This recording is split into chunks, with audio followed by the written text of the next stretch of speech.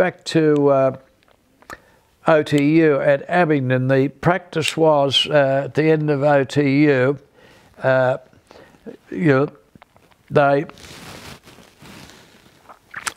usual practice was to send you on what they called a nickel raid, dropping propaganda leaflets over enemy territory.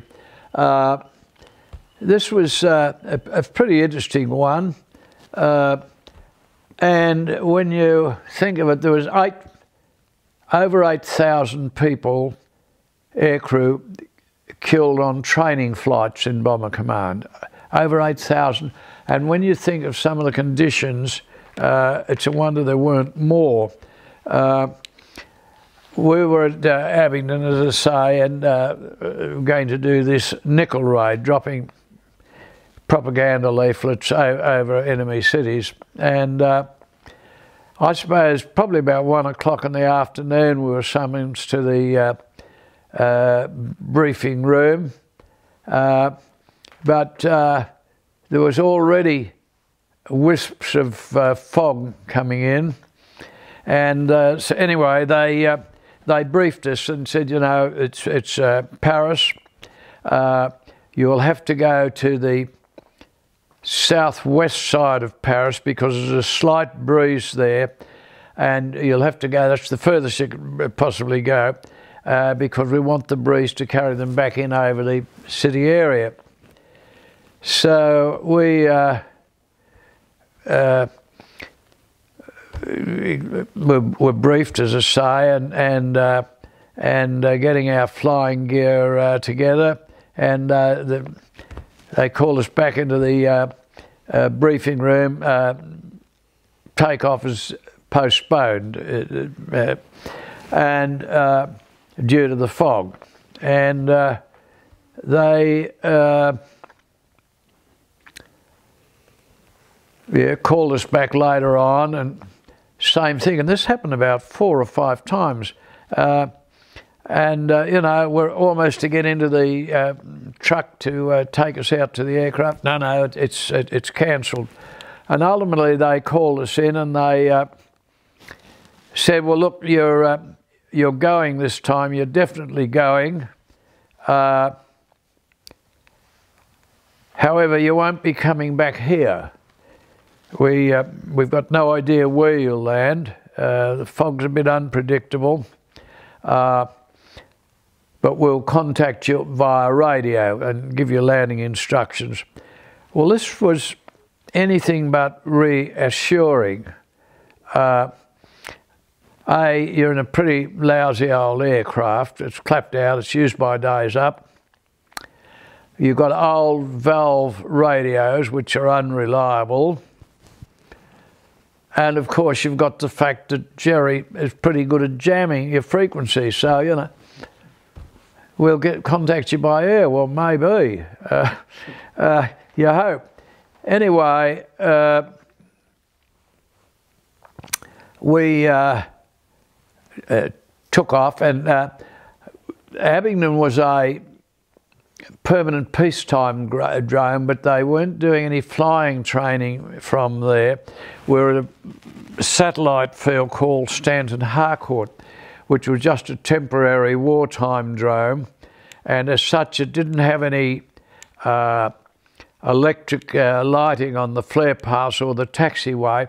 They had kerosene flares, a bit, you know, like the flares that they have around barbecues and that sort of thing. And the flickering of the flare and the fog, a bit of, you know, wisping in and wisping out, of quite an unusual effect, to say the least. But anyway, we got off, and the crew were working well as a crew. As I say, had decided most things by consensus, what we'd do and what we wouldn't do.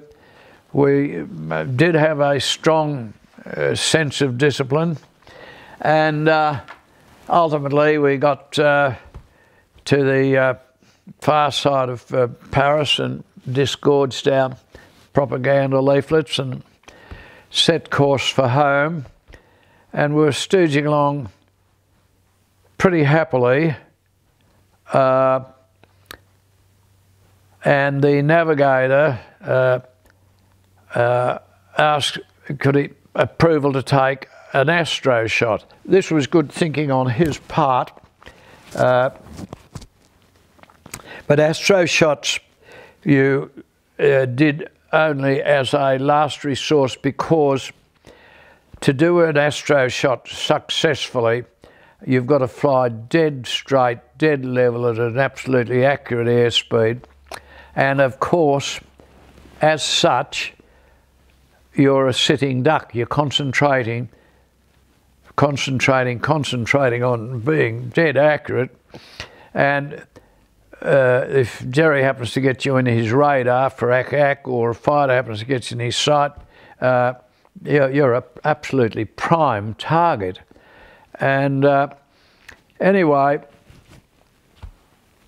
I gave approval for the astro shot, and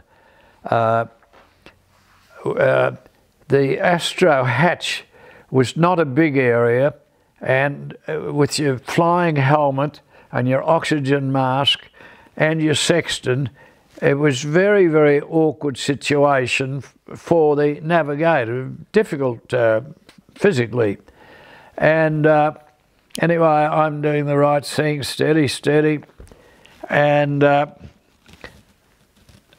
all of a sudden, silence is broken. The rear gunner, banded starboard upper, skip, corkscrew. Well, corkscrew, as I mentioned with Gus Stevens on the second Dickie trip, the more violent the corkscrew, the better, the more chance you've got of getting out of the sight of the fighter. So I gave it every bit of strength I had, and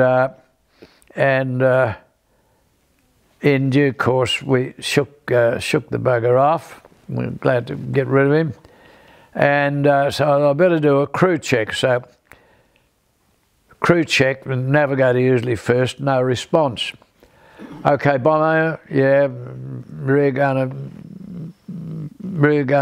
wireless up, all okay. So I called the navigator again, no response. I said to the wireless up, go check navigator, and the wireless up got up from his pigeonhole, and the navigator was back in his seat, but slumped against the wall with an apparently, shall we say, glazed look on his face. And the wireless up called him a couple of times and no response, and so he shook him like hell apparently. And Wally came to, took a bit of a look around, and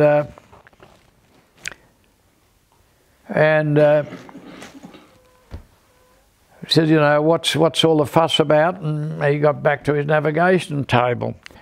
And as I say, it had been quite some time we were trying to get a response from him before this happened.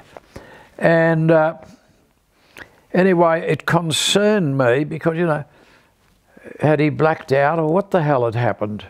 And that's the only thing we could think of, that he blacked out. And so, not a pretty picture. So we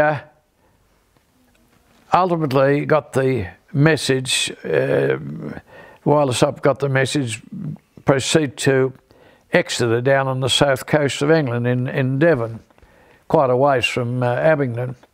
And we landed there, and were given a meal, which was the normal practice, and a bed for the night. And on the pedalling on the way back, I introduced the subject of, you know, what happened? Why didn't you respond to crew checks and what have you? And he couldn't give any explanation. He didn't have a clue, but he insisted he was okay. And I said, well, Wally, no, I'm going to have to take this up with the medical officer when we get back. And he was absolutely livid. There's nothing wrong with it. It's absolutely stupid. But anyway, as I say, we were very much a consensus crew.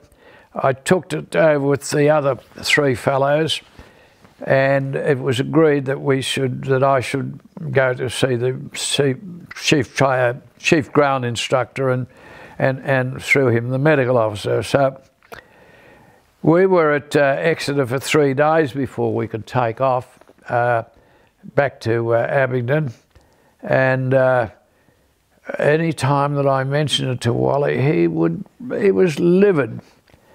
So I had to remain firm, and bearing in mind, as I say, he's 10 years my senior, and age-wise.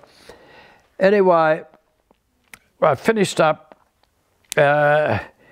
in the office of the doctor with the chief ground instructor, and they said, look, the only thing we couldn't anticipate, couldn't imagine what would have happened.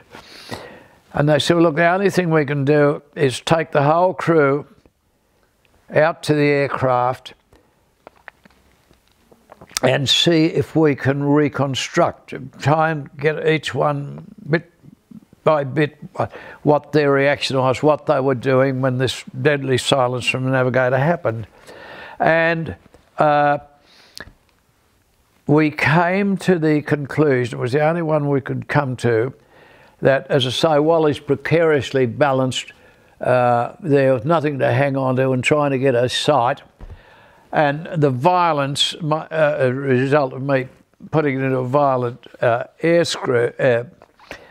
corkscrew, Wally was thrown off balance, hit the side of the aircraft and sat on his oxygen tube. It's the only thing we could come to. Cut off his oxygen supply. When Willie the Wop shook hell out of him, while he shifted his cheek, oxygen restored, and that was the only thing we could come out of, that we could imagine. And as I say, that was the only cross words I can recall was, oh God, he was absolutely livid. But anyway, that's the only thing that we could come up with, and there was never any recurrence. So I think that was probably what it was.